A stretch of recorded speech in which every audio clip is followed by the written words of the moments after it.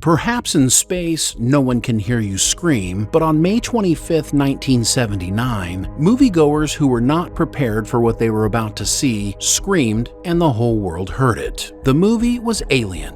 And to say it shocked moviegoers would be an understatement. After Star Wars and Close Encounters of the Third Kind had portrayed mostly benevolent aliens, setting the expectation for what content a modern science fiction movie might have in it, Alien turned out to be a terrifying twist on the genre. Parents unwittingly brought their kids to the R-rated movie, some making it through the chestburster scene, while others making a break when Harry Dean Stanton says, "Kitty, kitty, kitty," unable to watch what was about to happen next. Did you know that this was an R-rated movie when you brought him? Yes, we did. Are you sorry you brought him? Yes, I am. Are you sorry, sir, that you brought your son along to see Alien? No, ma'am, I think he should have seen it. It's something that he needs to know, that things like that could happen in life. That could be a true story. Did the movie scare you at all? Yes, ma'am, it did. Ridley Scott's vision and impressive Alien box office earnings set a whole new bar for where science fiction could go, including the creation of the now iconic lead female character of Ellen Ripley, who, unlike women in previous films, wasn't there to be rescued, but to kick alien ass. And now, after 45 years of sequels, prequels, crossovers, and now a streaming series, the Alien franchise has earned nearly $2 billion, making it not just one of the most terrifying, but best science fiction franchises of all time. Perfect. Organism. Its nearly 5-decade storied history has taken some surprising twists and turns, but with Alien, becoming a successful franchise was the furthest thing from anyone's mind, as they were just crossing their fingers and hoping the movie would be made. It would go from a B-movie dream to terrifying moviegoers out of their seats, launching the genre of sci-fi horror on the big screen. It would launch the career of one of the greatest directors of our time, as well as become inspiration for movies like Pitch Black, Hostel, and the popular Expanse series. Oh, and let's not forget, give birth to the female action hero lead. Frightening and entertaining as it tested the limits of our fear, Alien not only left its mark on pop culture, but it leaves us with many questions as well. What sparked the idea to have humans face off against a nearly perfect killing machine with acid for blood? Wonderful defense mechanism. You don't dare kill it. Why did Ridley Scott choose a female hero? What inspired one of the most frightening-looking creatures in cinema history, and what trick did Scott play to not only terrify his audience, but his actors as well? Well, you are about to find out. This is the definitive history of Alien, and you've never heard it told like this before. Get out of the way! Stay tuned until later, where we'll be showing you why MyHeritage is the only software we use to explore our family heritage. And if you haven't already subscribed to our channel, please do so now, and give us a thumbs up if you want more videos like this. Also, consider supporting the channel by getting one of these limited collector's edition designs. There will be a direct link at the end of this video. Thank you for your support.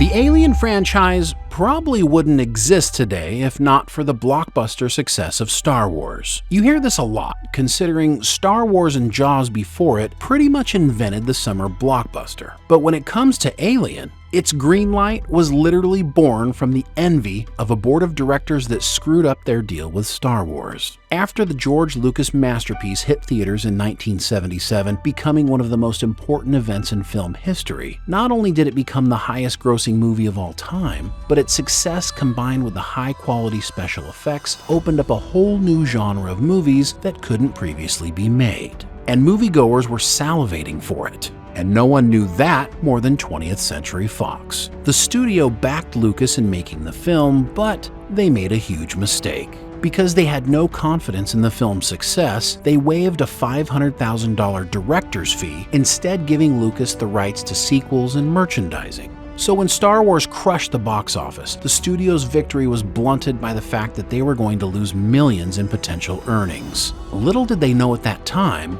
they would eventually lose $10.3 billion earned by Star Wars. But in 1977, they already knew they'd made a huge mistake. Now scrambling to stay on top of the hottest new genre, Fox turned to the only script they had sitting on their desk. It was called Alien.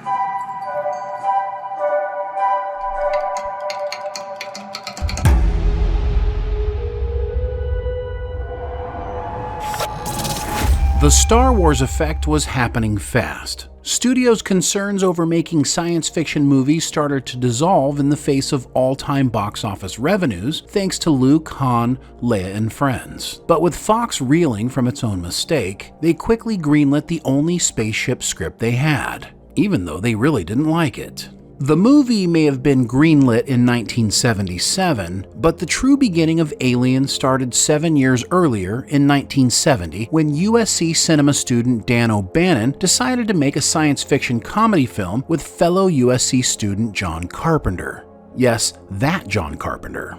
The film Dark Star featured an alien created by spray painting a beach ball and adding rubber claws. The movie went from being one of the best student films ever made to one of the worst professional films ever made. Eventually making it to the big screen in 1974, Variety described it as a limp parody of Stanley Kubrick's 2001: A Space Odyssey. Dark Star would eventually find a cult following through the VHS era, with Quentin Tarantino calling it a masterpiece. But O'Bannon found himself wanting more. He thought back to that beach ball alien and knew he wanted to create something more real. An alien in it, which was a beach ball. It was our second try on that alien. I went away from Dark Star really wanting to do an alien that looked real. But the comedy aspect of his movie had actually traumatized him. He went to some of the screenings and people weren't laughing. He realized people all laugh for different reasons, but everyone is afraid of the same thing.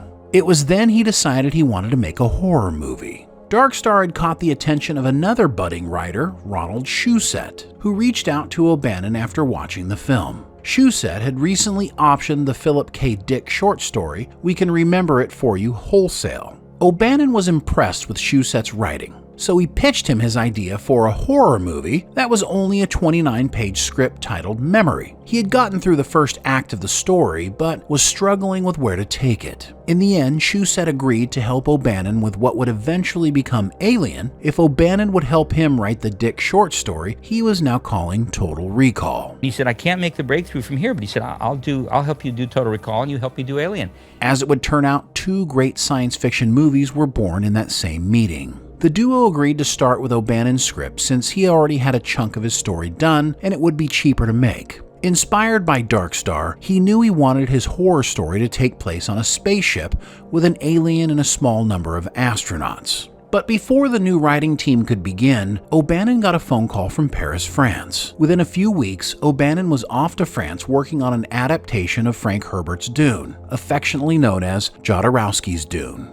If you want to know more about Jodorowsky's Dune and O'Bannon, as well as a lot of the creatives who worked on Alien, make sure you check out our definitive history of Dune here right after this video is over. Jodorowsky's Dune would never make it to the big screen, and while O'Bannon found himself homeless and broke when the project fell apart, some of the creative relationships he developed on Dune would eventually be cornerstones to the success of Alien. But more on that in a moment. First, O'Bannon, with nowhere to go, called Shusett and asked if he could crash on his couch in Los Angeles. Shusett said of course, and O'Bannon, depressed, slept on the couch for a week. But after a week, he took a hard look at himself and he knew he couldn't live on Shusett's couch forever. And I was in desperation. The only thing I could think to do, I had to sell a script. O'Bannon pulled out his old memory script and he and Shusett got to work. The first 29 pages of his script had the crew being woken up from their journey by a signal on a planet they would have to investigate. But he wasn't sure as to what the alien antagonist of the story would be. Shusett reminded O'Bannon of another of his script ideas that had gremlins on a B-17 bomber during World War II that had gotten on the plane and was working their way up to the cockpit, and the pilots had to barricade themselves in until they could land. He suggested using that and setting the alien on the ship in the second half of the story, but they still hadn't figured out how to get the monster on the ship. Shortly after, Shusett woke up in the middle of the night and told O'Bannon that he had thought of an idea. What if the alien had sex with one of the astronauts by attaching itself to its face, sticking a tube down its throat, and putting a seed in him? Jumps in his face, plants a tube down him, inserts his seed in him, and later it comes bursting out of his stomach and then goes, oh my God, it's the most amazing thing I've ever heard. The story was coming together, but memory wasn't going to work. The new title for the story became Star Beast, but O'Bannon really didn't like it. He had tried a number of titles and nothing seemed right. But one morning at 3 a.m., he was typing dialogue with the characters saying alien this and alien that, and suddenly the word came off the typewriter at him. I said, alien. It's a noun and it's an adjective. I said, yes, that's it. He knew he had his title. It took about 3 months, but the alien script was done.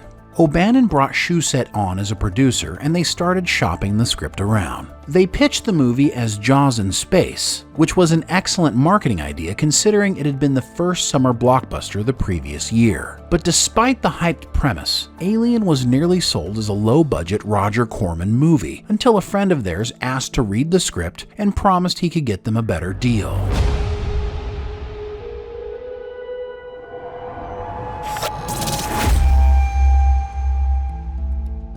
The script would end up in the hands of Walter Hill's Brandywine Films. Hill had directed Hard Times in 1975, and the new company he had created with David Giler and Gordon Carroll was looking for scripts they could develop. They also had a relationship with 20th Century Fox. So how important was the chestburster scene to the movie Alien?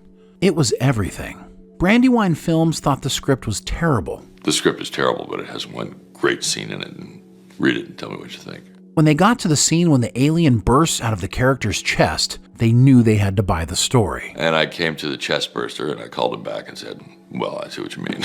They also loved that the alien's blood was made of acid, making it so the crew couldn't just shoot and kill the creature. This was a suggestion made by artist Ron Cobb, who worked on the original artwork for the ship and had been working with O'Bannon for several years going back to Dark Star. Once the deal was struck with Brandywine in October 1976, the rewrites began.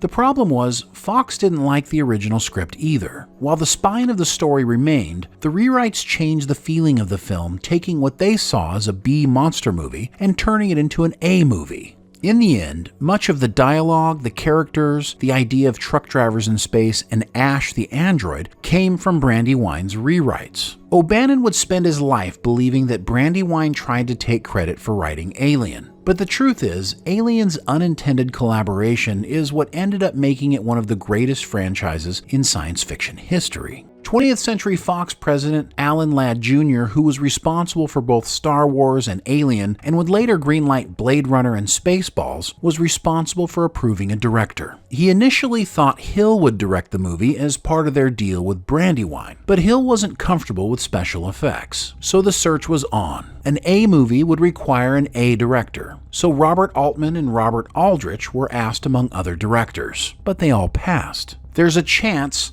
that if it wasn't for Steven Spielberg, Alien may have never been made. Spielberg, known at the time for Jaws and Close Encounters of the Third Kind, was brought in to see if he was interested in doing the movie, but he couldn't do it because he was committed to making 1941. Spielberg read the script, and when he found out Ladd had already put the project on hold because it was too expensive to make, Spielberg told him he was crazy. This is one of the greatest scripts, an all-time classic movie. You're crazy if you don't make this movie. It's going to make a fortune. That seemed to be enough to get the project going again.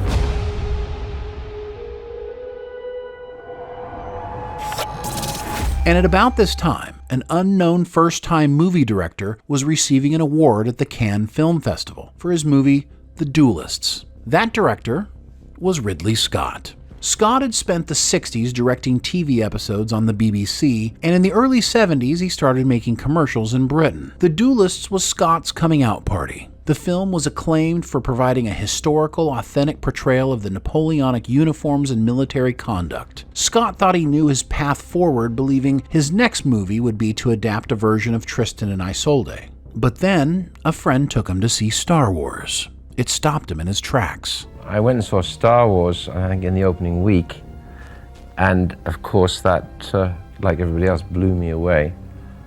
And it completely set me off course. He was depressed for 3 months, thinking, how could he continue making the movies he was planning to make when movies like Star Wars could be made? Fate would intercede in Cannes a few months later when he was debuting his new movie. As luck would have it, David Giler from Brandywine just happened to be in Cannes watching The Duelists. Hill and Carroll also screened the film and were stunned with Scott's control of the picture. They sent the script to Scott in London, offering for him to direct Alien. He read it over the course of an hour and a half, yelling, "Oh my God," multiple times throughout the reading. Not only did Scott love the script, but because he had the eye of a designer, he could see the film and knew exactly what he wanted to do. Within 26 hours of reading the script, he was standing in Hollywood. After meeting Brandywine, O'Bannon, Shusett, Cobb, and the Fox executives, Scott knew the first thing he needed to do was storyboard the whole movie. He flew back to London and spent the next 3 weeks visualizing his film. Fox was so impressed with the storyboards, they doubled the budget from $4.2 million to $8.4 million. Scott had been inspired by 2001 and Star Wars, but he was making the Texas Chainsaw Massacre of science fiction. The studio loved where Scott was going, but Scott still had a big problem to overcome. What was the alien? Everyone involved in the movie knew that if they didn't get the alien right, nothing else would matter. Remember when we said earlier that the relationships O'Bannon created during the failed Dune project would benefit him later on Alien? One of those was Hans Rudi Giger. Giger was a contemporary Swiss artist who had built a name for himself creating unsettling airbrush images blending human physiques with machines. His biomechanical nightmarish artwork had made an incredible impression on O'Bannon, and when he met Scott for the first time, he shoved Giger's book Necronomicon into his hands. When Scott saw the painting, Necronom 4, he knew he found his alien. And I nearly fell off the desk, said, "That's it," and why look farther? And so that's how I saw it. It was as simple as that. I've never been so certain about anything in my life. The only problem was, Fox didn't like it. They thought Giger's work was too ghastly for audiences, but Scott simply had to have him, and Fox gave in. The biggest design problem of the film had been solved. Scott was so impressed with his work, he would eventually ask him to design everything alien in the film. With Giger now working on Alien, O'Bannon was intent on bringing his Dune team back together. He was able to bring in Chris Foss and Jean Mobius Giraud as concept artists. They, along with Cobb, created a dream team that would help Scott bring his movie to life.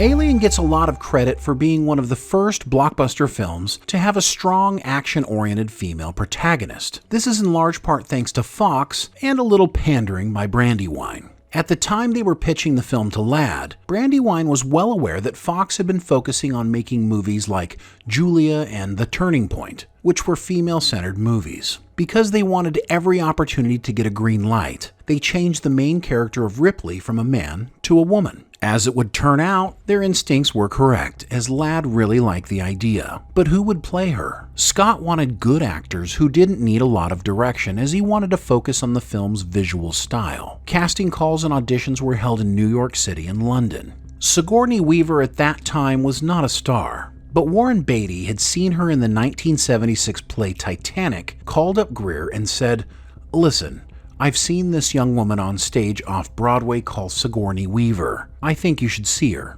Giler gave her name to the casting director in New York, and Weaver got the script and an audition. She wasn't impressed with the script, and when she showed up at the wrong location for the audition on a Friday afternoon, she told her agent, "Let's just pass." But her agent persisted, and Sigourney went through with it. As luck would have it, being nearly 30 minutes late and watching Weaver try and hold her composure while acting through a difficult situation was exactly what the team needed to see. She was tall, imposing, and exactly who they were looking for. They had found their Ripley. This was a kind of direct person who didn't have these scenes where she was suddenly vulnerable and she didn't, throw her hands up and wait for someone else to save her. She was a thinking, moving, deciding creature. The only other person seriously considered for the role was Meryl Streep, but she was mourning the death of her partner John Cazale at the time of casting, and she was never approached for the role. Helen Mirren also auditioned for the role, saying later that she didn't know if she was reading for a man or a woman, and it would be a revelation for her. Sigourney Weaver would not only go on to make Ripley an iconic character, but she would create memorable characters in Ghostbusters, Galaxy Quest, and Avatar as well.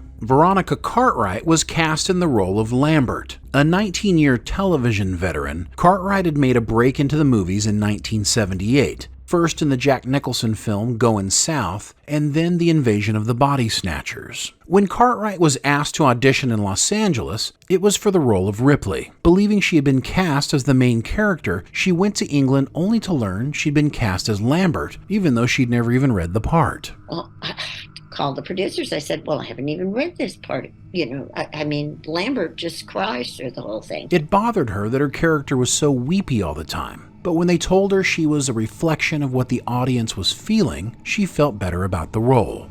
After Alien, she has been in more than 125 productions, most notably The Right Stuff, Flight of the Navigator, and The Witches of Eastwick. When Tom Skerritt originally read the role of Dallas from a hotel in Minneapolis, Minnesota, he didn't feel very attached to the project. He was halfway through working on the film Ice Castles when he received the script for Alien. There was no director, and the reported budget was $2 million, which Skerritt didn't believe was enough to make a quality film. And with that, he turned down the role. When I read Alien initially, I wasn't drawn to the project.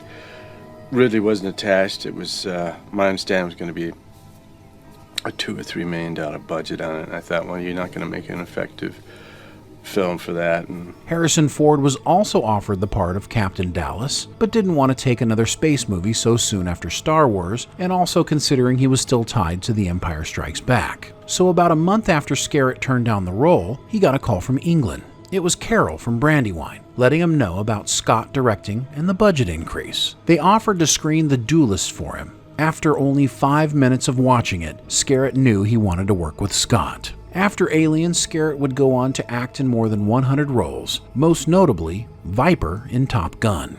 For the role of Kane, Scott wanted English actor John Hurt, but he was already committed to making Zulu Dawn in South Africa. Scott cast English stage and film actor John Finch, who became well known for his Shakespearean roles. Finch could have been forever remembered as James Bond when he was offered the iconic role in 1973, but he turned it down and it was given to Roger Moore instead. Finch's time on set was short, and there are 2 different stories about why. Scott would say Finch got sick with diabetes, and Finch would later say it was a bad bronchial attack. Regardless of why, Finch would lose the role of Kane. First day, first shot, he starts to look as yellow as this pencil. And I thought, God, what's wrong? And we did a couple of takes and he seemed absolute lackluster. As luck would turn out, Hurt had been turned away from South Africa on a misunderstanding and was no longer doing the film. Scott drove to his home and pitched him on Alien. Hurt was on set in the studio the next morning at 7:30. And on the Tuesday morning, I was on the set at 7:30. So it was not a usual film for me. The script didn't arrive and I didn't mull it over and I didn't decide this, that, and the other. I had a long pitch from Ridley, and a very interesting one too. John Hurt is known for a lot of things. He was nominated for Academy Awards the year before and the year after Alien hit theaters. But for most filmgoers, he will always be recognized as the guy who had an alien burst out of his chest. In his life, he gave more than 200 on-screen performances, including notable ones in The Elephant Man, 1984, Harry Potter, and Doctor Who. Hurt was knighted by Queen Elizabeth in 2015 for his services to drama and sadly passed away in 2017 at 77 years old. For the role of Parker, there seems to have only ever been one person, and if you believe in destiny, perhaps this is proof of it. Yaphet Kotto had apparently seen the original script way before O'Bannon and Shusett sold it, as Kotto was a friend of theirs. After reading that script, the man who had played Mr. Big in 1973's James Bond Live and Let Die said he'd been waiting 15 years for a script like Alien. He loved the script so much, he turned down lucrative roles and argued with his agent about it. When he was offered $2 million, more money than he'd ever made on a movie, he asked his agent about the Alien project. His agent told him to take the offer with the money, but Kotto held his ground. He said, "I don't care if they give me nothing to do Alien. I want that role." Kotto saw the role as an opportunity to break away from stereotypical parts given to black actors. And as it would turn out, he didn't even have to audition for it. Fox called and offered it to him. Ironically, Kodo only needed to go into space once. While filming Alien, he was offered the role of Lando Calrissian in Star Wars The Empire Strikes Back. He passed on it after all that work getting a role in space in the first place, saying he didn't want to be typecast as a space guy. Kodo's more than 5-decade career included nearly 100 roles in film and television. Some of his most notable movies included The Running Man, Midnight Run, and the TV series Homicide: Life on the Street. He passed away in 2021 at the age of 81 while living in the Philippines. Harry Dean Stanton had been in the movie business for 24 years when he got the role of Brett in Alien. During his interview, he seemed to be the one with the questions. Stanton wanted to make it clear that he didn't like science fiction or horror films. And then he pointedly asked Scott if he had enough money to make the movie. Scott later told him that's the reason he hired him, to show him he had the money. The truth was, Stanton wasn't attracted to the Alien script at all, but Ridley really wanted him in the movie, and the director's enthusiasm won him over. Stanton performed more than 200 roles as an actor in his 66-year acting career. Some of his most notable movies include Escape from New York, Repo Man, and The Green Mile. He passed away in 2017 at the age of 91.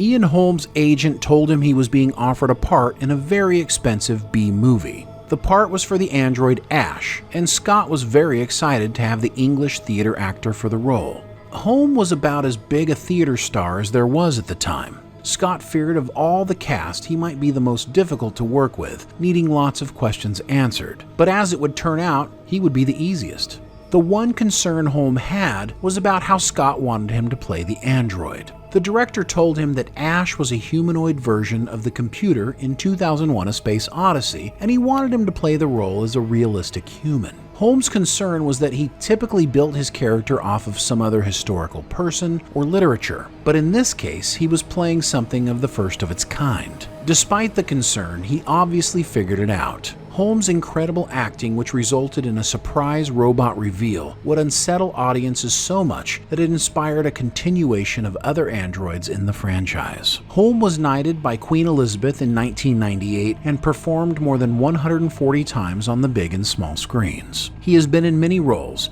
but late in life would be recognized worldwide for his role as Bilbo Baggins in Peter Jackson's The Lord of the Rings trilogy and The Hobbit. Holmes passed away in 2020 at the age of 88.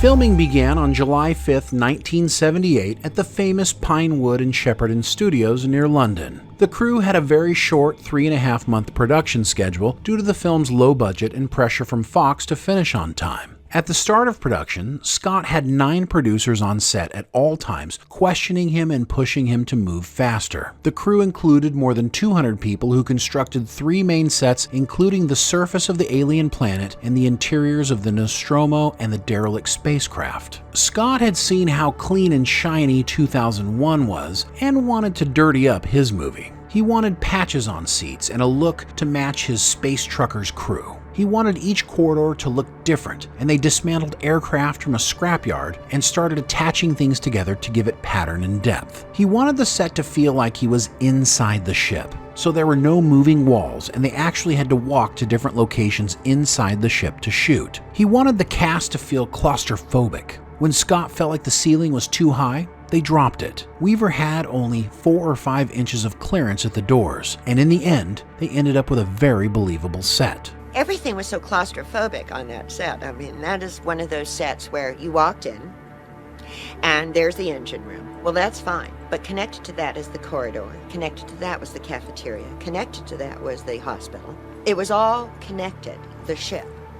So once you were on, you were on. Scott knew getting the right performances from his actors would have a lot to do with their surroundings, so he made each situation as real as possible, including not giving his actors all the information on scenes they were about to perform. Take the most famous moment in the movie, the chestburster scene. The cast had no idea what was about to happen, and what you see in the movie is their actual shocked and horrified reactions. Or John on the table, you know, with his with the puppet all ready to go, and the actors brought in. in this long set where you couldn't see that it was a set, you know, you were just all packed into this room, like on location on the Nostromo, you're shooting this scene. No one expected it to be that graphic, realistic, and terrifying. It was like a jet of blood that hit I was so taken aback. Even the crew wasn't certain what was about to happen. They knew it would be frightening, but they were equally frightened that it might not work. When the alien bursts through Hurt's chest, a pint and a half of blood ejected right into Cartwright's face, and she screamed and disappeared off screen. She was in shock and nearly fainted. Everyone in the scene was shook, and when they took it to the room where they watched the dailies, cinematographer Derek Van Lint threw up after watching 20 minutes of the chestburster. It affected Cobb so much when he left the screening he walked into a wall and got into the wrong car in the parking lot. The scene was completely successful. Later, Scott would reflect that after watching several screenings at the theater, during that scene, he said he witnessed true terror on the faces of moviegoers. Ridley knew what he wanted from his actors, and that meant keeping them uncomfortable and on edge. And that included filming rehearsals as scenes and letting them go for it. As the youngest, most experienced, as well as the lead, Sigourney needed a trial by fire, and tension between her and Kodo provided the motivation. In the scene after Dallas is killed and she becomes the captain, Kodo ad-libbed several of his lines, pushing her until she delivered her line that she was the captain convincingly. You're the captain of the ship. I'm 250 pounds, black as can be. I have a fucking following. Bitch. So if you're the captain of this ship, you better fucking tell me I am. So now this time he comes into the thing and she goes, I'm the captain of this ship, and he says, okay. After a lot of tension, it worked and set the tone for Weaver's performance for the rest of the film. At the beginning of filming, Scott refused to show the actors the creature they would be fighting until just a few days before they started filming with it. Scott invited the actors to come and see the creature. And so he invited everybody to our studio, and I was standing there with the cognac and glasses. And Sigourney came and said, oh, I don't need any cognac. And she stepped in, and then she rushed out and said, give me a glass of cognac.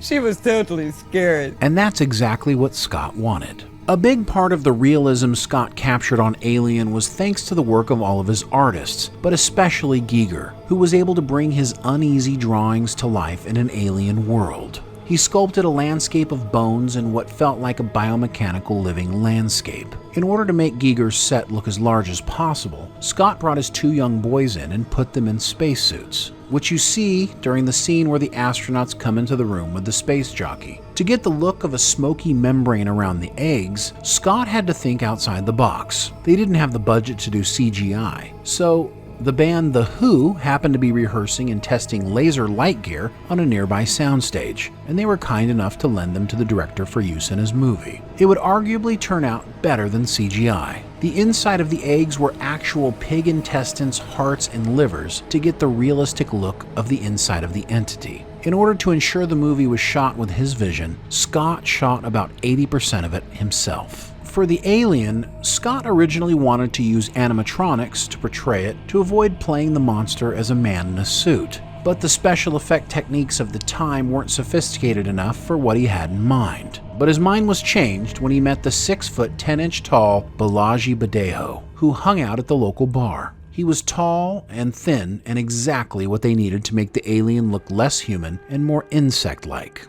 Even though he'd found his guy, Scott kept the screen time for the alien limited to hide its human look. If anyone was ever curious what that liquid was coming off the alien's teeth, it's KY jelly. There were 4 cats used in the film to portray Jonesy, 1 for holding, 1 for hissing, and 2 for running off. On the first day Weaver started shooting a scene with the cat, her skin started reacting. Thinking she was allergic to cats, it turned out she was actually reacting to the glycerin sprayed on her skin to make her look hot and sweaty. The original name for the crew's spaceship was Snark. This was later changed to Leviathan before they finally settled for Nostromo, which was named after a Joseph Conrad novel where an Italian explorer tries to plunder a silver mine. Leviathan would have been a perfect name considering Nostromo is supposed to be 800 feet long, towing a craft 1.5 miles in length. Like most movie sets, mistakes are made. But Weaver had a pretty big faux pas while filming her intense scene with the alien just before blasting it into space. She sings "You Are My Lucky Star," a song from Singing in the Rain. Weaver thought it was a good idea as the romantic lyrics were a stark contrast to her relationship with the creature.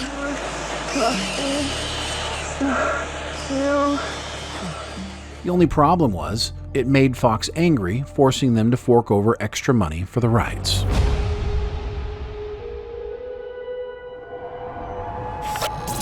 As principal filming was coming to an end, Scott felt the ending was too simplistic. This movie was originally scripted to end with Ripley escaping in her shuttle and the alien dying on board the Nostromo. So Scott negotiated with the studio for an additional $500,000 budget and a week of filming to add a fourth act to the movie, showing how the alien had stowed away aboard the shuttle. Scott initially envisioned a very dark ending where Ripley tries to flush the alien out, but the creature climbs back into the shuttle. Ripley harpoons it, but it makes no difference. It runs towards her, slams through her masks, and rips her head off. It would then sit in her chair and start mimicking Captain Dallas's voice, saying, "I'm signing off. Hopefully the network will pick me up." 20th Century Fox wasn't pleased. According to Scott, while pitching this idea over the phone, there was a long and uncomfortable silence. Within 14 hours, a studio executive arrived, threatening to fire him on the spot unless he changed the ending to one where the alien would die. So instead, he decided Ripley and the alien were meant to be sucked outside the shuttle, both hanging by Ripley's safety cable that tethers her to the craft, until she climbs back aboard and activates the engines to kill the alien. However, this had to be simplified due to time constraints. Scott later admitted that allowing Ripley to live was the better ending.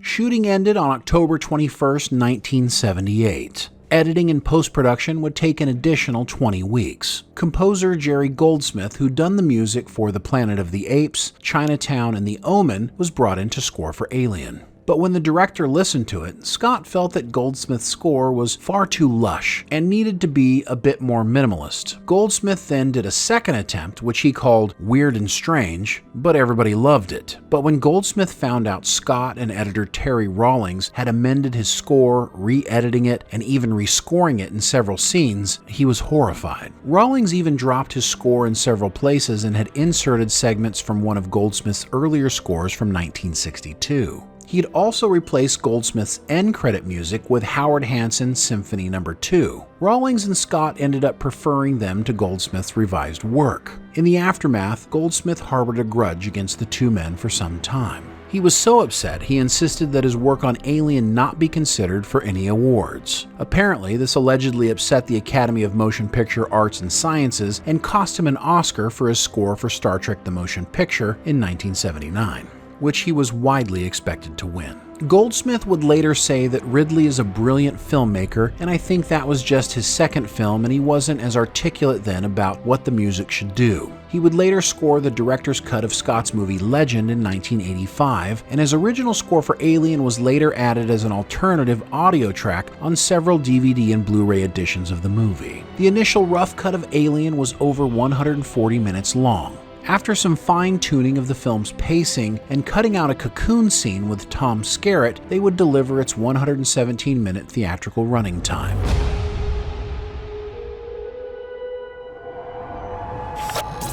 The first test screening of the movie was hampered by sound issues and got only a lukewarm reception. But by the second screening, the makers had their first indication that the movie was as scary as they had hoped for. It was reported that attendees screamed in terror. The theatre was fantastic. The sound was great. It was the most incredible preview I've ever been in.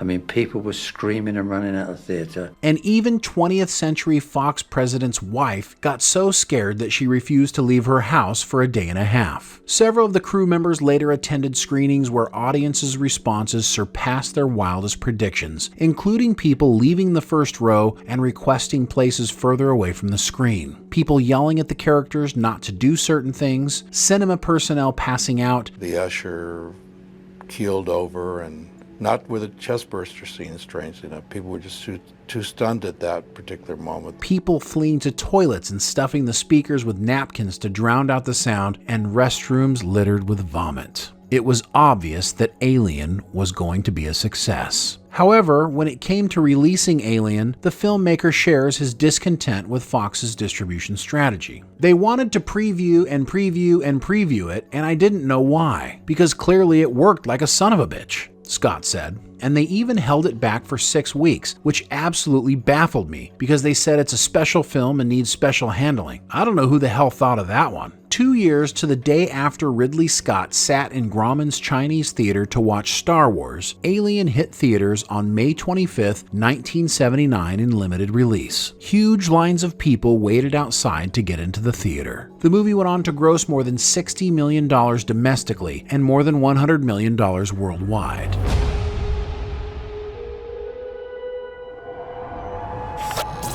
Alien won the 1980 Academy Award for Best Visual Effects, and it would become the first R-rated movie to receive a tie-in series of toys marketed toward children. Upon its release, Alien made a huge impact on pop culture. The chestburster effect was parodied in Mel Brooks' comedy Spaceballs, with John Hurt doing a comedy saying, "Oh no, not again." Nintendo's long-running Metroid game series was created in 1986 as an homage to Alien. In 2003, Scott released a director's cut when over 100 boxes of footage were discovered in a London vault. After digitally restoring the film and adding back several omitted scenes, Scott previewed the extended film, but felt that the added scenes threw off the movie's pacing, which had been his reason for deleting them in the first place. To find a middle ground, he cut out several existing scenes to streamline the movie. Although he prefers the 1979 version as the best possible film they could make back then, he considers both versions to be director's cuts. Fans have since been split on which cut is their favorite, since both contain scenes that are exclusive to their versions. If there is a multiverse, then Alien is so important to cinema history that it would definitely be an anchor point in every universe. Not only would it invent science fiction horror and the female action hero lead, and cause parents to actually heed the R rating, but it would also be the catalyst to launching the careers of other legendary directors like James Cameron and David Fincher. Without Alien, there likely would be no Blade Runner, Total Recall, The Expanse, or other dirty and realistic blue-collar science fiction properties. The bottom line is, cinema owes a thanks to Alien, and its success would go on to spawn at least 8 more movies and a streaming series. And now that Disney owns the rights, the universe that started so small truly has no bounds for what the future holds. But what do you think? What impact did Alien have on your movie watching experience? What is your favorite and least favorite parts of the movie? Share with us in the comments below. We'd love to talk with you about it. And don't forget to check out this video sponsor right now by clicking on the link in the description below to enjoy everything on MyHeritage with a free 14-day trial. Also, this video originally started out as the definitive history of the Alien franchise, but YouTube's complicated algorithm wouldn't allow us to release it all as one video. In the near future, we will be releasing the definitive history of Aliens, as well as the rest of the franchise on YouTube, but if you don't want to wait and would like to see it now, just click on the join button and become a member of the channel, where you can also get sneak peeks on upcoming histories, as well as live shows with us talking about the making of these videos. And once again, thank you for supporting the channel. We couldn't do this without you. A link is about to pop up that will take you directly to these limited collector's edition designs. Every dollar earned goes towards making our next video. Don't forget to get a nice discount by using coupon code THEPOPCAST at checkout. And if you enjoyed the definitive history of Alien, watch our definitive history of Aliens right now.